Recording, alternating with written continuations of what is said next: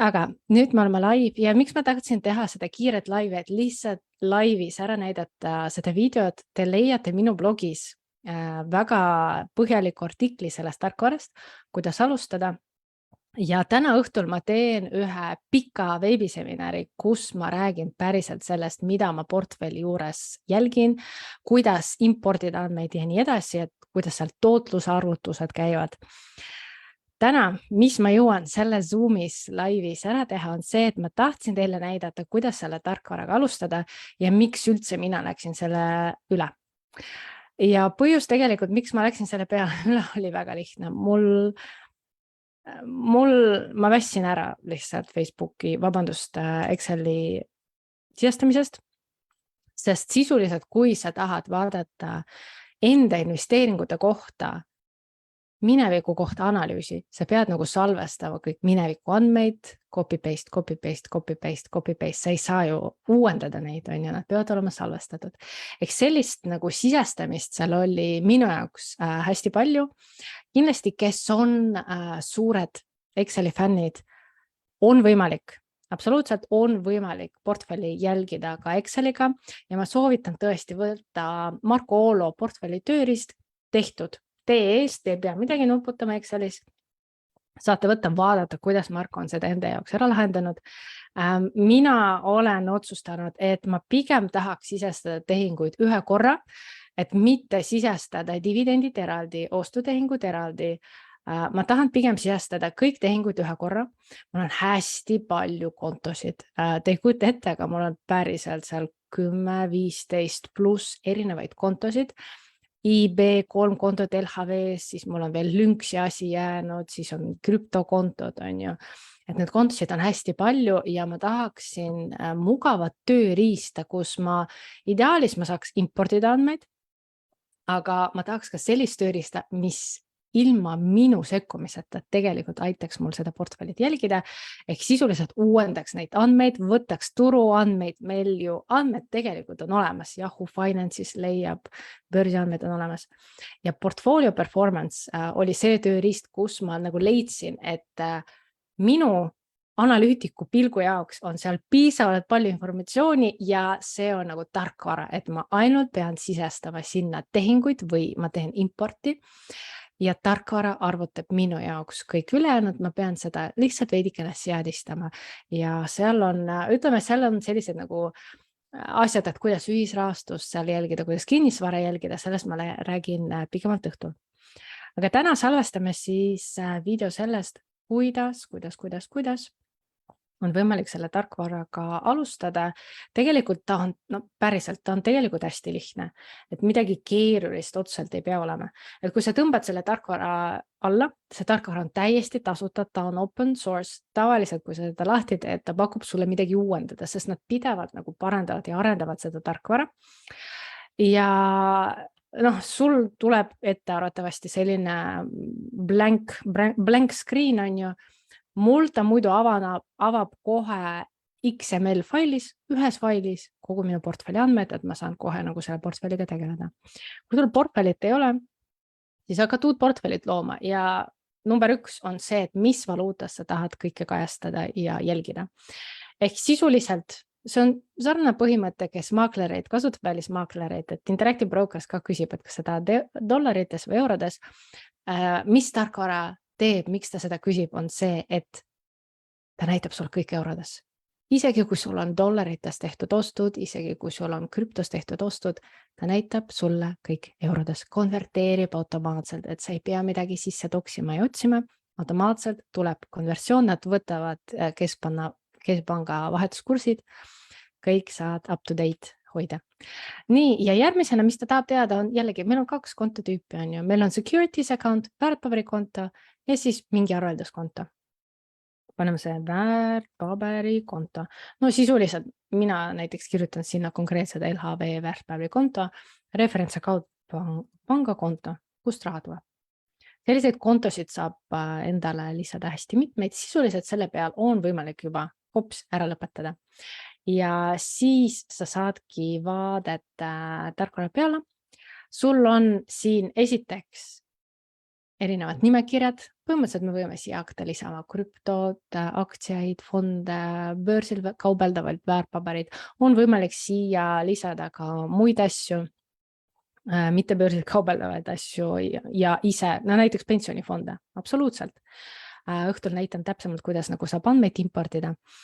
Siis on ülevaade arvelduskontodest, lihtsalt sisestad, mul on hetkel üks pangakonto, ülevaade väärtpaberikontodest, kui neid on mitmeid, on võimalik teha siin automaatseid tehinguid, et näiteks kui mul on automaatne investeerimine iga nädal 10 €, siis on võimalik seda automatiseerida, et ma ei pea isegi neid tehinguid sisse toksima. Ja siis tulevad eraldi erinevad aruanded. Aga sisuliselt, kuidas sellega alustada, ongi see, et kõige lihtsam, kui ma tahan lihtsalt jälgida minu portfellid, siis ma alustan sellest, et mul arvatavasti on mingi raha. Ehk sisuliselt, mis ma saan siia sisestada, saan siia sisestada raha liikumisi ja väärtpaberi või instrumentide oste ja müüke. Sisuliselt. Lisaks ma saan loomulikult kajastada, kui mul on seal mingid intressi võetakse, teenustasusid võetakse, maksusid, seda saab ka siin kajastada. Aga näiteks alustame kõige lihtsam, et ma minu pangakontole mingil kuupäeval, ütleme, et see oli isegi 3 aastat tagasi, 1. jaanuar alustasin investeerimist, 2019 lõpus näiteks. Ja panin kontole näiteks 1000 €. Ja kõik statement of assets on sisuliselt minu ülevaade minu varadest, mida koostatakse automaatselt, kohe näen market value, turuväärtus 1000 € seal on hetkel. Ja mis edasi, mis ma selle rahaga hakkasin tegema? Ma hakkasin midagi näiteks mingid investeeringuid ostma. Ja selleks, et investeeringute tehinguid hakata sisestama, mis mõistlik on teha, on see, et esiteks siin saab erinevaid watchliste teha, aga näiteks ma ostsin mingi väärtpaberi ja selleks, et ma saaks väärtpaberi ostutehingut kajastada, ma alustan sellest, et ma lisan uue instrumenti. Hetkel mul tuleb, ütleme, näiteks LHV, sisestan sümboli ja tegelikult ta on nii tark, tal on Yahoo Finance andmed, ehk ta tegelikult alla laeb kõik andmed Yahoo Finance'ist alla ja siin ta kohe ütles sulle, et nii, ma tuvastasin, et meil on LHV grupp täiesti olemas, kas sa tahad nagu seda lisada? Ma võin loomulikult öelda, et ei, ma tahan ise kõik nullist sisestada, antud hetkel nagu miks ei pea kasutan tarkvara võimalust ja siis ta ütleb mulle LHV grupp.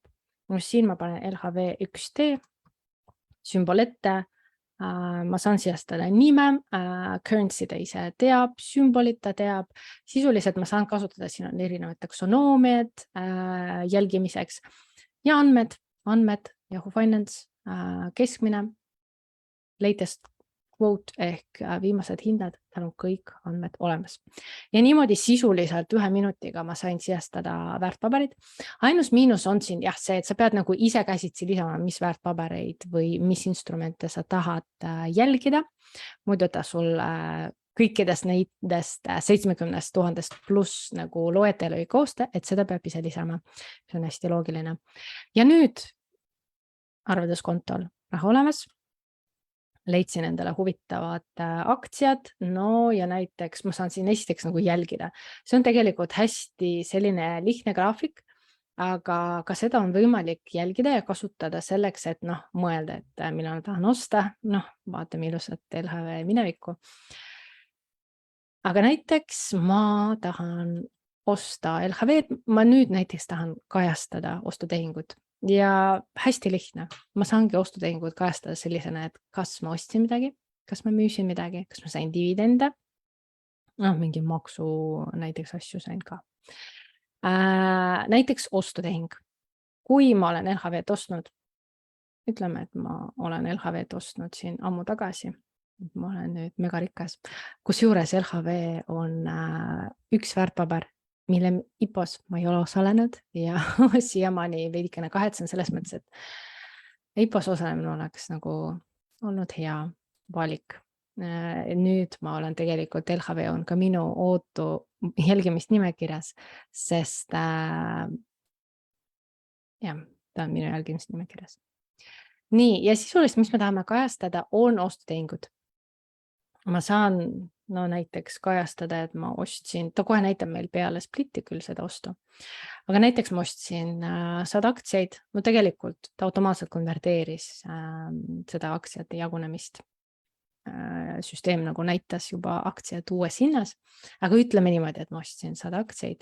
Hästi lihtne, noh, ma saan siia kohe tehingutasusid sisestada, kui neid on, sest ka tootluses arvestatakse ka seda, et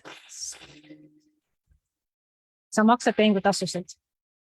Nii, minu suurepärane naaber midagi teeb.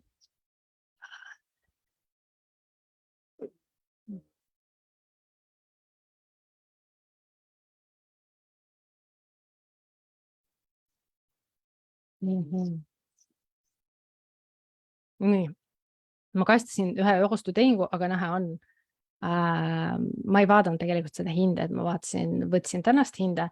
Tegelikult, noh, ma peaks vaatama, mis hinnaga ma minevikus ostsin, aga kujutame ette, et näiteks see oli €25, vaatame, kas see on loogilisem.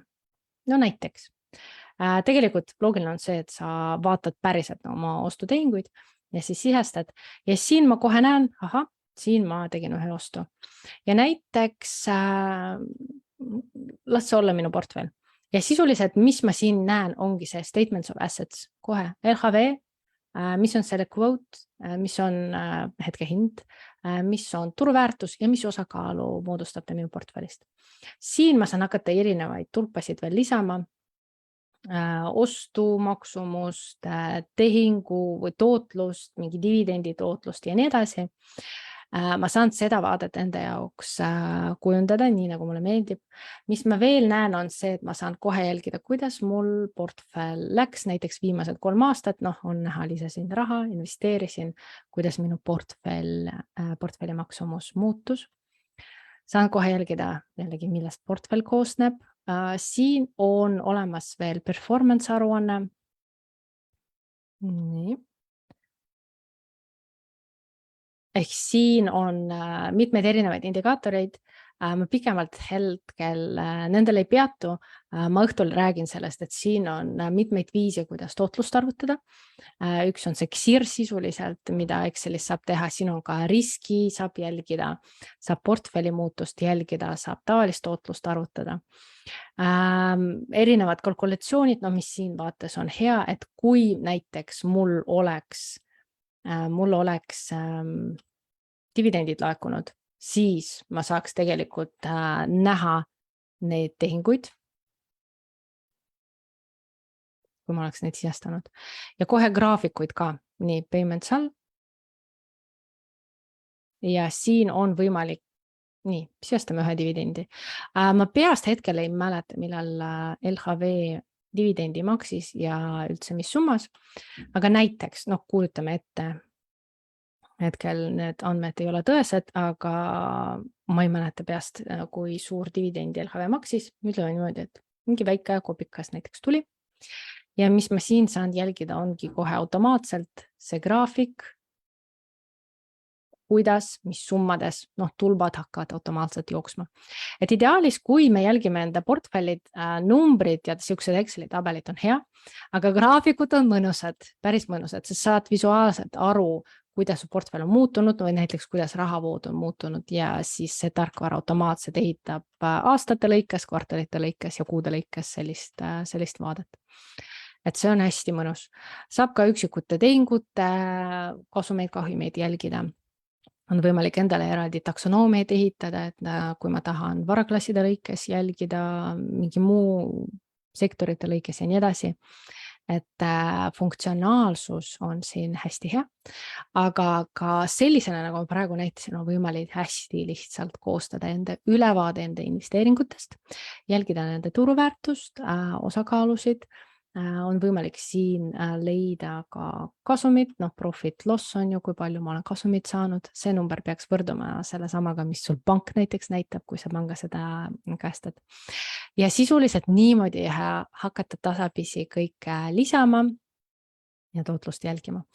Nii et see oli selline lühikene ülevaade sellest tarkvarast, väga tore, et meil oli päris laivides inimesi kuulamas.